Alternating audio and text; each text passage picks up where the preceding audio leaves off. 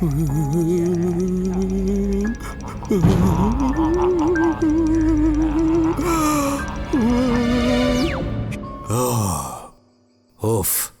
ये मूवी तो बहुत ही डरावनी थी, इतनी कि मुझे गूस बम्प्स हो गए। Goose bumps? हाँ नन्ही किटी, गूस बम्प्स। हे दोस्तों, हम सबको गूस बम्प्स होते हैं अलग अलग वजह से, लेकिन क्या कभी आपने सोचा है कि आखिर वो हमें होते क्यों हैं? तो आज के इस एपिसोड में चलिए इस कमाल के विषय के बारे में जानते हैं और इस दिलचस्प सवाल का जवाब ढूंढते हैं कि हमें क्यों होते हैं गूस बम्प्स। Zoom in.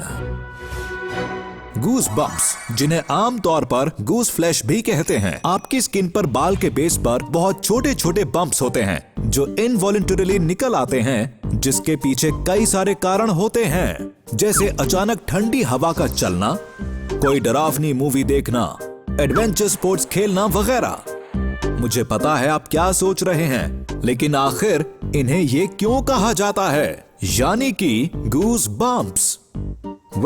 इनका ये नाम इनके लिए बिल्कुल सही है। जब गीस को ताजा ताजा प्लग किया जाता है तो उनकी त्वचा पर पंखों वाली जगह पर बम्प्स निकल आते हैं और इस विजुअल समानता की वजह से हम इन्हें गूस बम्प्स कहते हैं। लेकिन आखिर हमें ये होते क्यों हैं? देखिए, माना जाता है कि कई साल पहले जब इंसान बहुत बड़े, स्मेली और हैरी होते थे तो गूस बम्प्स उनकी रोज की जिंदगी में बहुत अहम भूमिका निभाते थे। आपको पता है कि हमारे पूर्वजों के पास कपड़े नहीं हुआ करते थे और वो बस हाफ नेकेड ही रहा करते थे और हमेशा बदलते मौसम का शिकार हो जाया करते थे। और जैसे ही सर्दियों का मौसम आता था, हमारे पूर्वजों को ठंड लगने लगती थी, उनकी एड्रेनल ग्लैंड्स सक्रिय हो जाती थीं और एड्रेनलिन नामक एक हार्मोन रिलीज करने लगती थी जिसे कहते हैं एपिनेफ्रिन।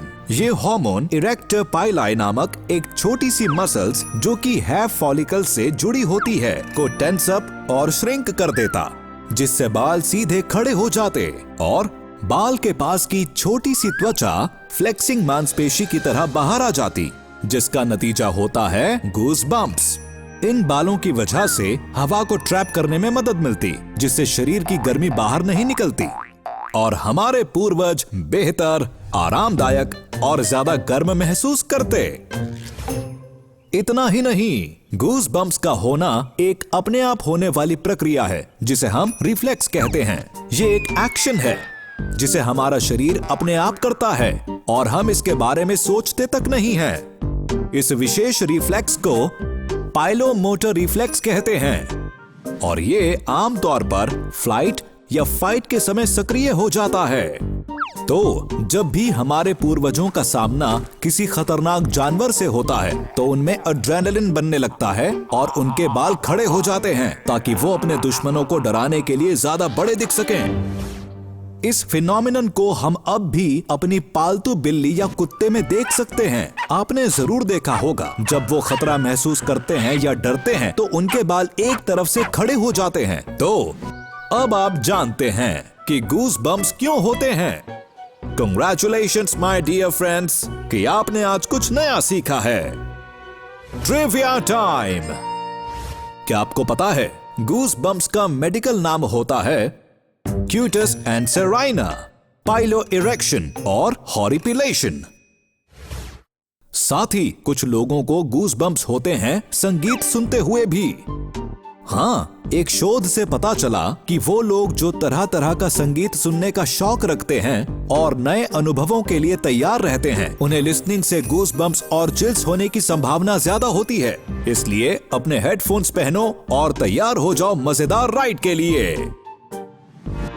उम्मीद है आज का एपिसोड पसंद आया होगा। मिलते हैं अगली बार। मैं यानी डॉक्टर बायनॉक्स ज़ूमिंग आउट। कोई बात नहीं,